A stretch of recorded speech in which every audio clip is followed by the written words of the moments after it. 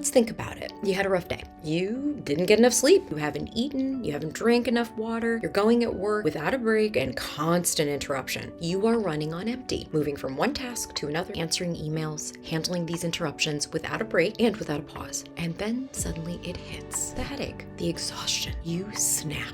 You feel awful. You don't feel like yourself because in that moment, you aren't yourself. You've neglected yourself, your physical self, your mental self, your psychological self, the emotional self. Did you stop for even a moment to check on you? Hi, my name is Sreela Roy-Greene, and I'm a therapist with BetterHelp. In my work, I see so many people struggling to recognize the signals in their body and what their body is trying to tell them until they become burned out, exhausted, or physical pain forces them to stop. We live in a world that rewards pushing through. We've been conditioned to ignore the discomfort, to rely on caffeine instead of sleep, and to treat symptoms instead of addressing the root cause. Your body doesn't just stay quiet. If you don't listen to the whispers, it will start roaring. So let's talk about it. What does it actually mean to listen to your body? And how do we know when to trust it? Sometimes listening to your body simply means nourishing it. And by nourishing, I mean feeding it, hydrating it, resting it. Other times, it's telling you something deeper. It may be telling you to slow down, to pause, and to pay attention.